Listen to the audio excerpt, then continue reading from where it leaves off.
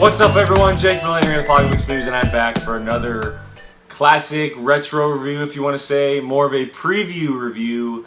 I'm here doing the Planet of the Apes franchise. Yesterday I did Rise of the Planet of the Apes. Today I'm here to talk about Dawn of the Planet of the Apes, the sequel to the 2011 Rise of the Planet of the Apes, directed by Rupert Wyatt.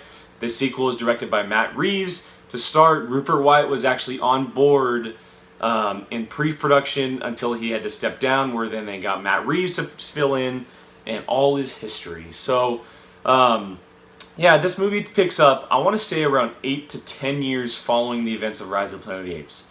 And so we don't get to see, how the apes build their world, how San Francisco and the larger world around it came to how it came to be. We pick up right in the middle of it all. And it starts off very, very strong. We start off and we see the apes and the society they've built and the home they are now living in. And Caesar has expanded and become this much more intelligent being than the last time we saw him, as well as those around him. We see Maurice and we see Koba and his wife and all these other Rocket and all these other apes that we get to know as true characters in this film. They're not just side apes or like in a Tarzan movie or whatever it is. They're legit characters. And on the flip side, on the human sides, we have Jason Clarke, Gary Oldman, Kerry Russell, Cody Smith-McPhee, and a few others who play major human characters in this film. And just as I said in my Rise review, this franchise does such a fantastic job of not overexerting themselves and making something too big for them to handle. And what I mean by that is it's a character-based story. Always. There's great action. It's a big film, of course. There's all kinds of things going on. And obviously it's a prequel to what later moves on or happens in the Charlton Heston films as far as Planet of the Apes, the legit Planet of the Apes.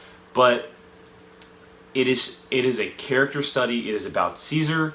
It is about his apes and his relationship with the humans, that they are some of them are trying to work together, and some of them are not trying to work together. And this film obviously steps up the budget, steps up the action, just the scale of it, but it's still not as big as it probably could be. And Matt Reeves, as a director, I did not know him before this film. I haven't watched any of his previous films, but he instantly became one of my favorites because this film just knocked me out of the park. It is one of my favorites of all time. It is easily in my honorable mentions of my all-time top 10 list. And I went to watch this, 4, 5, 6 times in the theaters, and I can never ever get enough of this. And it owes a great gratitude to Rise of the Planet of the Apes and what that set up, and Rupert Wyatt. But this film takes it to a whole new level. The character relationships between not just Caesar and his apes, like Caesar and Koba, Caesar and his wife, Caesar and Maurice, but the Caesar and Jason Clarke, and I forget his name in the story, but Caesar and Jason Clarke's relationship in this film is phenomenal. It is so good. And they did the same exact thing as they did with James Franco in the first film. They gave us someone to like, opposite of Gary Oldman, who was very much against the idea of it, and some other human characters who all they want to do is live on the, fight for humans. And obviously that's what you want. You want to survive. And but Gary Oldman saw a different side of the story, Jason Clarke saw a different side of the story, and we were Jason Clarke in this film. That's who we were. We saw the story through his eyes, and it was just so strong and phenomenal from start to finish. The tone, so good, such a different tone from Rise of the Planet of the Apes. It felt darker, it felt grittier. It wasn't yet that war film, that War for Planet of the Apes will be, but it very much had that darker tone, which was leading into War for Planet of the Apes. And so that was definitely one of its strongest points. Obviously, I love the world building that is going on, just as they did in Rise. They stepped it up again. We saw the home of Dawn and how massive that was for the apes. We see the world that is now inside the city of San Francisco, the ammo they have, the inside city shelter they've built with all these survivors, and they're trying to get signals out to other survivors and see if anything's happening, anything's going on. And then obviously the one thing that we can definitely talk about is the intensity, the thrilling, or the thriller type action. The tension that was there 24/7. Like that first meeting when Caesar and his apes. Real quick though, One thing that we do want to talk about in this film is apes on horses. That's something we've been waiting for a very, very long time.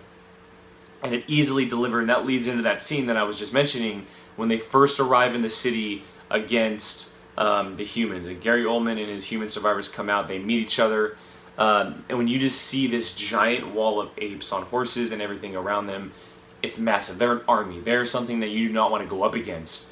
And we see that later on in the film, what happens. And then obviously the villain of this film, if you haven't seen this movie, I'm sorry, this is a spoilers review, but it's been out for a while. Like, you go see this movie right now. Stop this, go see it, and come back. But Koba being the true villain of this film, an ape versus ape conflict, which made it that much better because they are totally, and Toby Kebbell, who plays him, so good. But excuse me. Koba sets up this, this blackmail of the humans, and he pretty much tries to kill Caesar.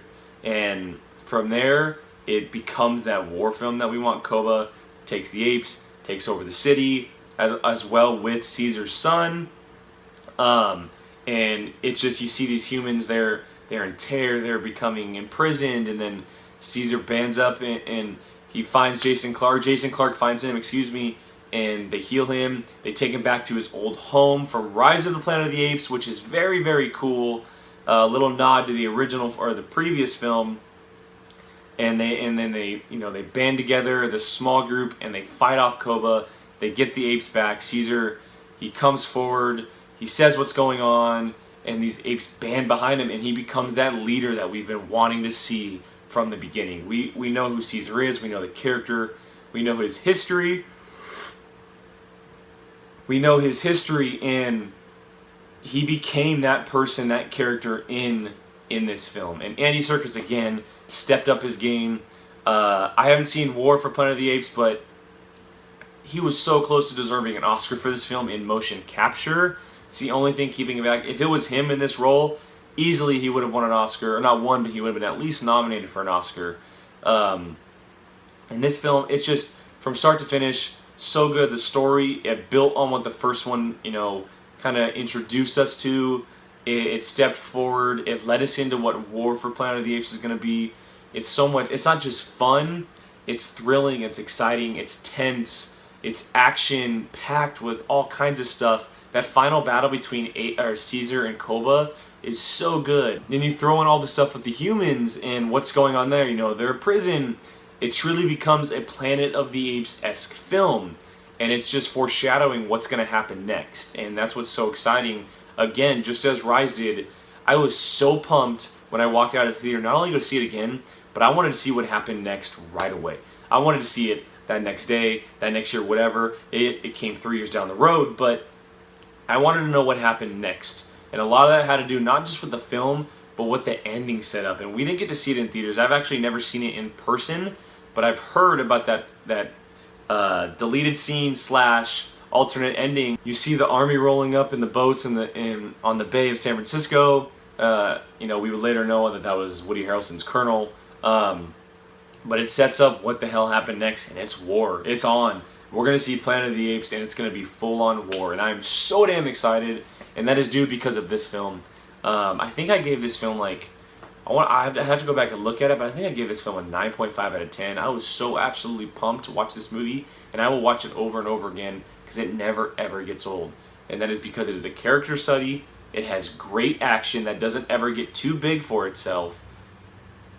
And the way it builds towards what comes next. It's an all-around great film. Sure, it doesn't have comedy moments. It may have a few here and there, but that's not what it was. It was supposed to be dark. It was supposed to be gritty. It was supposed to be something completely different from Rise of the Planet of the Apes, and that's exactly what it was.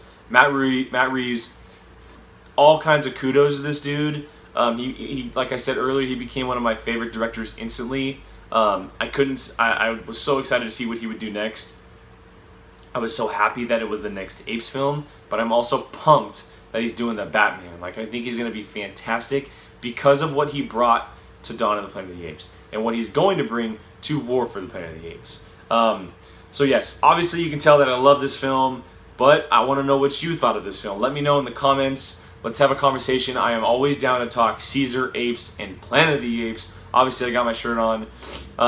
Head down there. Let me know what you think. Did you like Rise of the Planet of the Apes? Did you like Dawn of the Planet of the Apes? Why? Why not? Are you looking forward to War for the Planet of the Apes? Give me reasons why. Let's have a conversation. I am always down to talk apes on horses, Planet of the Apes, always. So my name is Jake Berlin. You can find me on Twitter and Instagram at QuigonJake. Apocalypsemovies.com every day. Check out our YouTube channel and everything we got going on here. Share, like, subscribe, comment. We really appreciate it. Until next time, see you later.